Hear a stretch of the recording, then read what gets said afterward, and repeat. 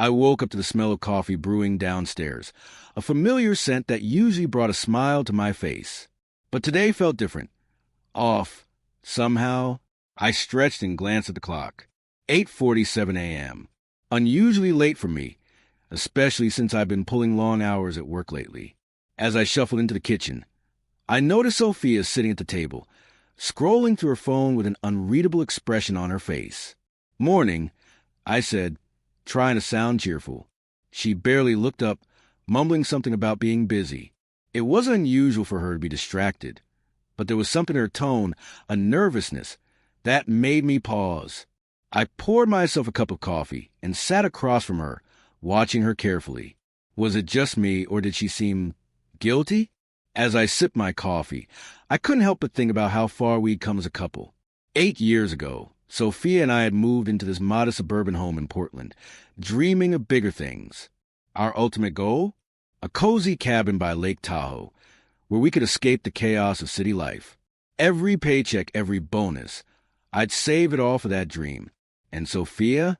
She'd been just as excited back then, showing me brochures and talking endlessly about hiking trails and quiet mornings by the lake. But lately, those conversations had stopped. Instead, packages from online retailers kept piling up on our porch. At first, I chalked it up to her treating herself after finishing big projects. But now, staring at her over my coffee mug, I wondered if there was more to it. Something didn't add up. Later that morning, while Sophia was out running errands, I grabbed my phone to check some emails. That's when I saw it, an automated alert from our joint savings account. Balance below $500. My heart sank. What the hell? I opened the app, my fingers trembling slightly, and scrolled through recent transactions. Large transfers. Dozens of them. To accounts I didn't recognize. $80,000. Our entire savings was gone.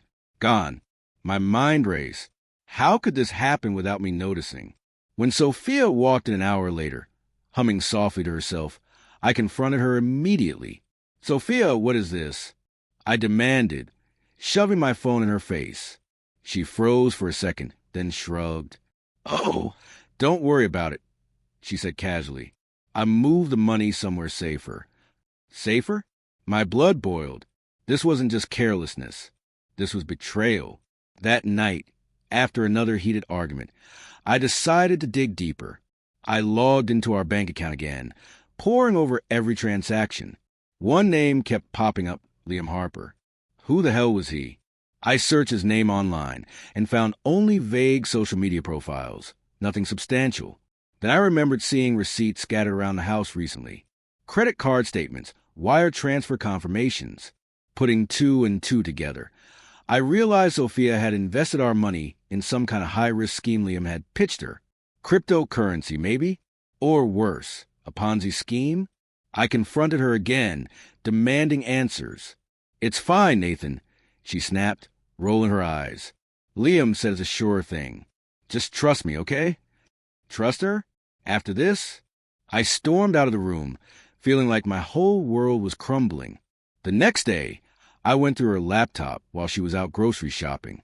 Password-protected files, encrypted messages. It was like she was living a double life. Finally, I stumbled upon an email thread between her and Liam. His promises were laughably hollow. "This will change your life. You'll never have to worry about money again." Classic scammer language. But what really hit me hardest was Sophia's replies. She sounded desperate, almost giddy, like she was chasing some impossible dream. Worse still, she mentioned wanting to prove herself. To me? Was that why she did it? To show me she could handle finances better than I gave her credit for? The thought twisted my stomach into knots. By the time she got home, I was waiting for her in the living room. "Why, Sophia?" I asked, my voice shaking. "Why would you risk everything we worked for?" She broke down crying, but no explanation could undo the damage. Our fights became uglier after that. Every word we exchanged felt like a dagger, slicing deeper into whatever was left of our marriage. "You're so controlling," she shouted one evening, throwing a pillow at me. "Maybe if you trusted me more, none of this would have happened." Her words stung, not because they were true, but because they weren't. I wasn't controlling. I was responsible. And she was reckless. Reckless enough to gamble away our future. That night, I packed a blanket and pillow and slept on the couch. As I lay there, staring at the ceiling, I vowed to make her face the consequences of her actions, no matter what it took. The next morning, I called Ethan Brooks, my best friend since college and a lawyer specializing in family disputes. Over coffee, I told him everything. The missing money, Sophia's lies, my growing suspicion that Leah might be involved in something shady. Ethan listened quietly, nodding occasionally. When I finished, he leaned back in his chair and sighed. "Nathan, you need to tread carefully here," he warned. "If you push too hard, this could end badly for both of you." Divorce hung unspoken between us, but I refused to let it define my next steps. Not yet, anyway. For now, I needed answers. And justice. Without access to our savings, bills started piling up faster than I could manage.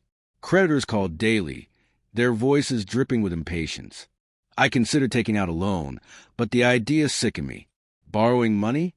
Me? It felt like admitting defeat. Meanwhile, Sophia scrambled to find freelance gigs, staying up late into the night working on projects she hoped would bring in quick cash. Watching her struggle should have given me satisfaction, but instead, it filled me with unease. Had I pushed her too far? Or was this exactly what she deserved? Sleepless nights became my new normal. Memories of happier times haunted me constantly. The laughter, the shared dreams, the way Sophia used to look at me like I was her hero. Now, all I saw was betrayal. Betrayal and regret. Sometimes I caught her watching me too, her eyes filled with guilt and longing. Part of me wanted to forgive her, to believe she'd learned her lesson. But another part, bigger, angrier, couldn't forget what she'd done. We were stuck in limbo, neither moving forward nor letting go. One afternoon, while cleaning out old boxes in the garage, I found a crumpled Post-it note tucked inside an old planner. On it, scrawled hastily, was an address: 427 Maple Street, Seattle. Liam Harper's last known location. My pulse quickened. Could this be the break I'd been hoping for? I debated calling the police, but something told me I needed to see this through myself. If nothing else, I owed it to Sophia and to us to uncover the truth once and for all. The drive to Seattle felt endless, each mile stretching longer than the last. I replayed every conversation I'd had with Sophia in my head, searching for clues I might have missed. Why hadn't I seen this coming? Was I too blind to her faults, or had she become someone I no longer recognized? By the time I reached 427 Maple Street, night had fallen. The apartment building was dark and eerily quiet, its windows reflecting the dim glow of streetlights. I parked a block away and walked up cautiously. When I knocked on Liam's door, there was no answer, just silence. A neighbor peeked out from across the hall, eyeing me suspiciously. "You looking for Liam?" she asked. I nodded, forcing a polite smile. "Yeah, do you know where he is?" She hesitated before answering. "Police were here a few weeks ago. Something about fraud. Haven't seen him since." My stomach dropped. Fraud. Of course. Determined not to leave empty-handed, I visited nearby coffee shops and bars, showing Liam's picture around. Most people shrugged it off, but at a dingy dive bar downtown, a bartender pointed me toward a woman sitting alone in the corner. "Rachel," he whispered, nodding toward her. "She knows more than she lets on." I approached her cautiously, sliding into the seat opposite hers. After some persuasion and a couple of drinks, she finally opened up. "Liam wasn't just running a scam," she said, lowering her voice. "He was laundering money for some big-time criminals. Dangerous people." Her hands trembled as she lit a cigarette. "I got out before things went south, but if they find out you're asking questions," she trailed off, leaving the threat unspoken. My mind raced. How deep had Sophia gotten herself into this mess? And what did it mean for us? When I returned home late that night, Sophia was waiting for me in the living room, her face pale with worry. "Where have you been?" she demanded, standing abruptly. "Do you have any idea how worried I've been?" For a moment, I almost felt guilty, but then I remembered why I'd left in the first place. "Sit down." I said coldly, holding up my phone. On the screen was a photo of Rachel, along with a summary of everything she'd told me. Sophia's expression shifted from anger to horror. "Nathan, please," she begged, tears streaming down her face. "I didn't know about the criminal stuff. I swear. Liam said it was legitimate. He promised. Stop." I shouted, cutting her off. "Enough of the excuses. You knew he was shady, didn't you? You ignored the signs because you wanted to prove something. To yourself, to me. Well, congratulations. You proved exactly how reckless you can be." 2 days later, an anonymous email landed in my inbox. The subject line read, "Keep your mouth shut." Inside was a single line of text. "Drop your investigation, or we'll make sure everyone knows what you've been digging into." Attached was a screenshot of my search history, including queries about Liam Harper and his alleged criminal ties. My blood ran cold. They were watching me. Whoever these people were, they weren't messing around. I called Ethan immediately, explaining the situation. "This changes everything," he said gravely. "You need to involve the authorities now. This isn't just about missing money anymore, it's your safety." But something inside me rebelled against the idea of backing down. If I gave up now, wouldn't that make me complicit? Wouldn't that let them win? With Ethan's help, I devised a risky plan to catch the blackmailer, using fake evidence of compliance, a forged document promising payment. We set up a meeting at a secluded park near the city limits. The goal was simple: record the exchange and gather enough evidence to turn over to the police. Sophia insisted on helping, desperate to make amends. "Let me do this, Nathan," she pleaded. "Please, I owe you that much." Reluctantly, I agreed, though I kept my distance during preparations. As much as I wanted to trust her again, I couldn't shake the feeling that she might screw things up even further. Still, seeing her determination gave me a flicker of hope. Maybe, just maybe, she really was trying to change. The day of the meeting arrived, tense and nerve-wracking. I hid behind a tree, recording device in hand, while Sophia stood nervously by a bench, clutching the fake evidence. Minutes ticked by like hours until finally, a figure emerged from the shadows. It wasn't who I expected. Instead of some thug or enforcer, it was Rachel. Her eyes darted around nervously as she approached Sophia. "Where's the money?" she hissed, snatching the envelope from Sophia's hands. Before she could open it, I stepped out, revealing myself. "That's far enough," I said firmly, holding up my phone. "I've got everything on tape." Rachel froze, panic flashing across her face. "You don't understand," she stammered. "They'll kill me if they find out." Before she could say more, sirens wailed in the distance. Ethan had tipped off the police anonymously, ensuring backup would arrive just in time. Rachel was arrested on the spot, spilling details about Liam's operation and the larger criminal network behind it. Authorities launched an investigation, recovering some of the stolen funds, including a portion of our savings. It wasn't enough to restore everything we'd lost, but it was a start. For the first time in months, I allowed myself to breathe a little easier. The weight pressing down on my chest began to lift. Sophia, meanwhile, seemed genuinely relieved. "Thank you," she whispered one evening, sitting beside me on the couch, "for not giving up on me." I didn't respond right away.